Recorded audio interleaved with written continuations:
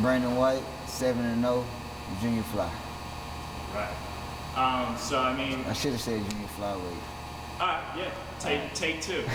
All right. Who are you? What's your weight and what class? Brandon White, 7-0, junior flyweight. There you go.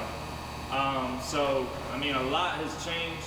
I mean, I can go this route with anything. I've talked to healthcare workers. I've talked to salesmen. Now we're talking to a professional boxer. Just how things have changed for you, how things have stayed the same since the last time we talked. Well, it's COVID. Since COVID, it's a little harder. Well, at one point it was a little harder to get fights and stuff, and it still is. But one thing that my team told me, my coach, my promoter, stay active, stay training, stay ready. So that's what I've been doing, just training. Even though we didn't have a fight date, we just kept training, staying ready. Back to your hometown, how did it happen that you got to go home, and what was it like to go home? That was my first fight ever at home, even as an amateur professional. So a lot of my family and friends really been wanting to see me fight live, you know what I'm saying? So Austin and some of his friends put something together. Lonzo Lumpkin, promoter in Rock Hill, South Carolina, he gave me a call, and we found the right opponent. We tried to find a couple of opponents. We wanted 2 undefeated opponents we were looking at, but they didn't show up. So we got a last minute opponent, and we had a ball out there in Rock Hill. I loved it. Awesome. Another win too. Yeah. What was that like to get a win and then to, I guess, have a night, whatever it was in Rock Hill, just be able to celebrate that at home? And the energy there was amazing, man. Like from start to finish, just watching all the other fights, watching my fight. I wish I could have gave them a little more. It ended in like 1 minute and 40 seconds in the first round. But you don't get paid for overtime in boxing, and I had to do what I had to do. But I enjoyed myself, man. I enjoyed the crowd. I enjoyed the energy. I had a ball. Really did. Awesome. Now you mentioned Austin. For people who don't know who Brandon White is yet, shame on them. But people know Austin Trout. What's your relationship with Austin Trout? Austin, he's like my advisor, my promoter, my mentor, big brother, friend. He's all that, wrapped into one. And I couldn't ask for like a better person to have in my corner to help me with my career with Austin. On paper, it was considered, a step-up fight. He was a good puncher. I think he was probably 3-2 with 3 knockouts or 2 knockouts. So he was a heavy-handed guy. And he came in a little heavy on the scale. He was like 10 pounds over. So me fighting at junior fly, he came in at, I think, I want to say probably lightweight maybe, somewhere in there. But it was fun. I just, used my range, kept him, at a distance. And when I seen, smelled blood or seen blood, I, went in for the kill and got him out of there. That is, what, 4? Yeah, 7 wins, 4 knockouts. 7 wins, 4 knockouts. Yes, so, sir. I mean, that kind of rapport, you're still building. I'm sure you still, like you said, you got a lot left in the tank. There's more you want to show. But now being here for over a year in the borderland, last time we talked, you were in Las Cruces. Now you're 45 minutes down the road. Is this, what's kept you around here? And I guess just, are you planning to stick around long term? Oh yeah, I'm gonna finish my career here, and probably after boxing, still be here. Las Cruces and both El Paso has, welcomed me here with open arms, man. I feel like this is my, second home, home, away from home, actually. And since my very first fight, the borderland has been behind me, man, with nothing but support, whether it be the local businesses or, the other friends and families that I've met along the way. They've been behind me 100%. So I'm definitely here to stay, and I don't think I'd rather be anywhere else than where I'm at right now. People that don't know what's going on, the talent of you and Abel, I mean, what can you tell people that you do bring to the table right now? As a fighter, I feel like I bring skill. Like I'm a boxer, I have a little bit of finesse, and my style, like something to, you know, watch, catch the eye. But also, I'm a finisher too. So not only will you see skill, but you'll see like a lot of power, a lot of finishing knockout fights. You know, I only have 4 knockouts out of the 7, but I'm learning on the job. So I only had 7 amateur fights before I turned pro. So I'm learning on the job, and I'm learning how to actually finish people off when I hurt them and stuff like that. So I have a lot of more knockouts to come. So I'm gonna be an exciting fighter for people to watch and tune in to, along with Abel. And that's kind of like an amateur question of mine. I know it's not all about the knockouts, but Right. that's definitely a thrill. That's definitely something Right. that brings people out. I mean, again, I'm just touching on the fact that you're getting fights, the fact that you're still keeping this going when a lot of things are uncertain. How do I get into?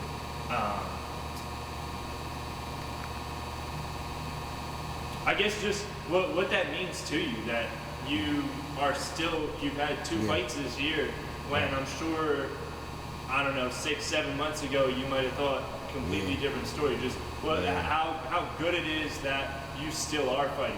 Yeah, it's a blessing, man, because it's like you said, it's a lot of fighters that's, you know, out of a job pretty much, you know, because of COVID, and they can't find fights, they can't find, you know, places to fight and stuff like that. So I'm very appreciative for Franco Gabaldon at Pacquiao Promociones over in Mexico.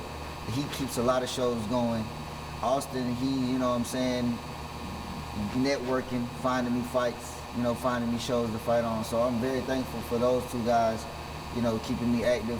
And also Garcia House of Boxing, keeping its doors open through the pandemic, you know, and letting everybody train and stay active, stay healthy pretty much.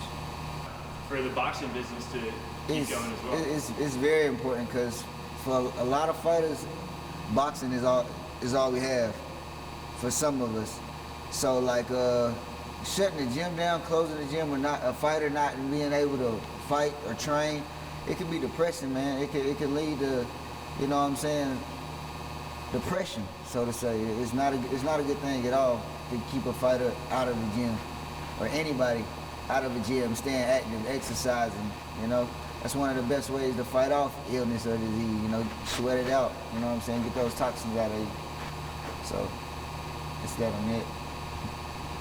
There you go. Big change in your life. Congratulations that you did get an addition. Does that add anything to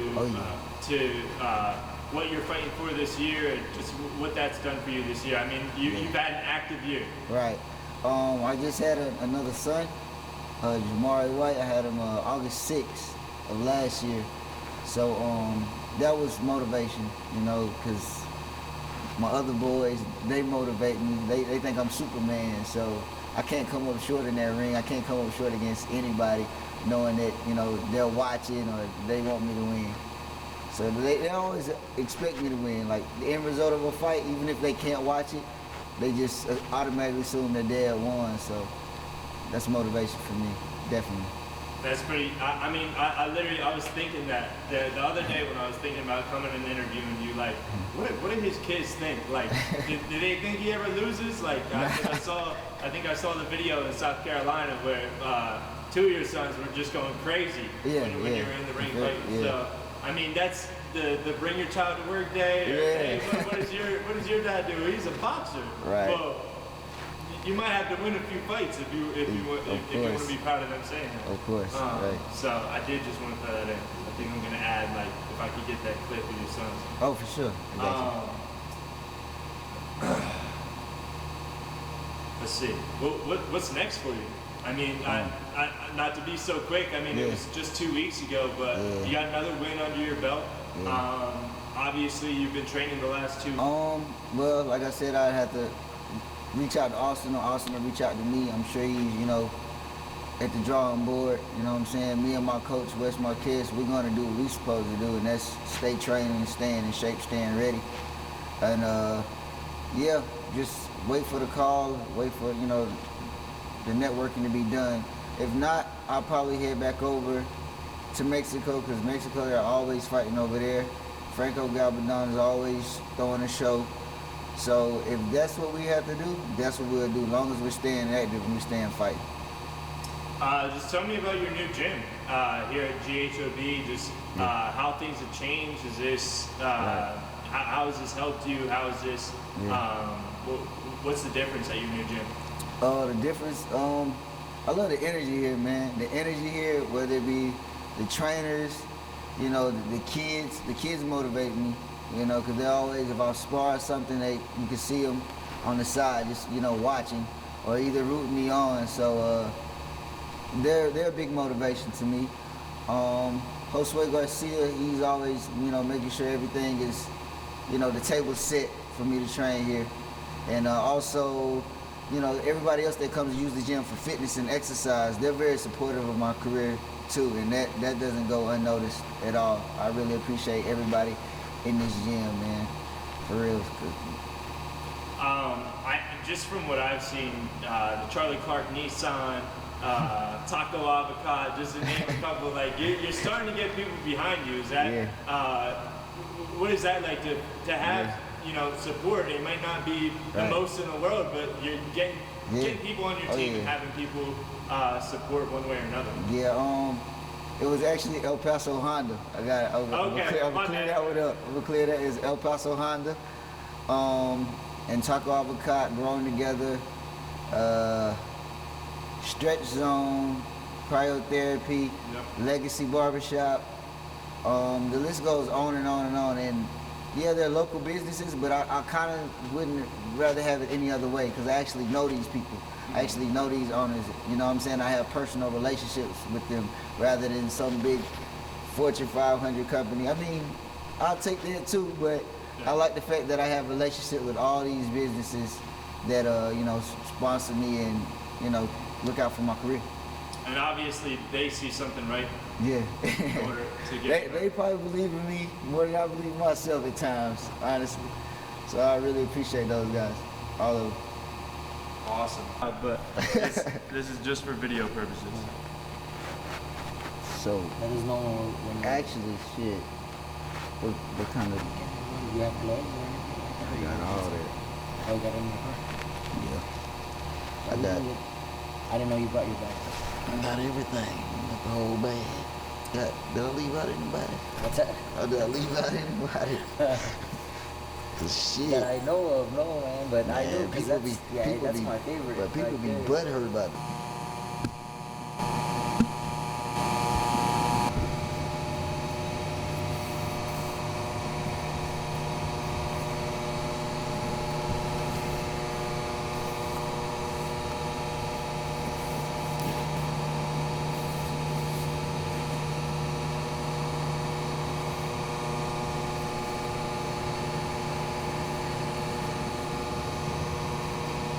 Damn. Oh.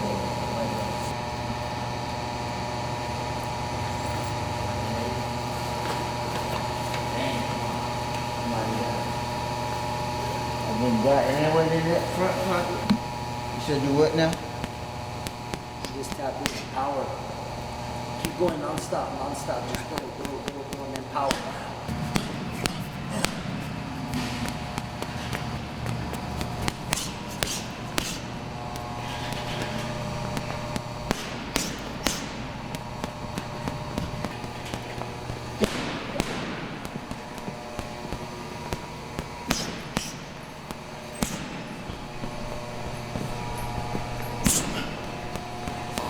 There you go. Go for it.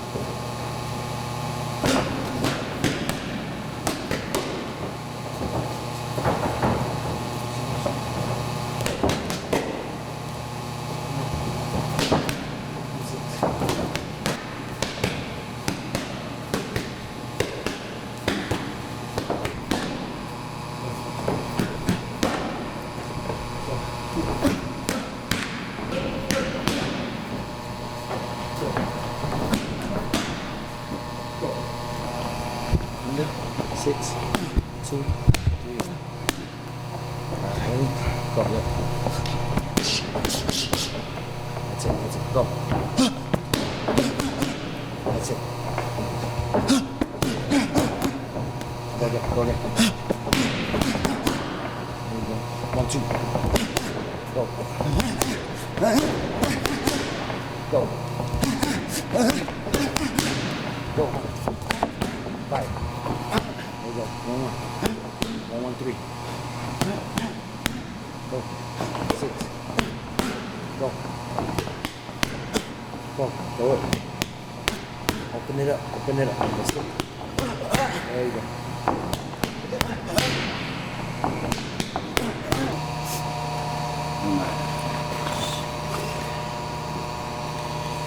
Just for when I'm like introducing you. I'm like, Oh yeah, for sure.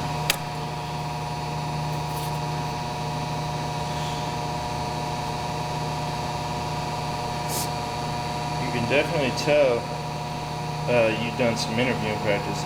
I have, bro. I mean, I've been doing a lot, like since that fucking February 1st fight.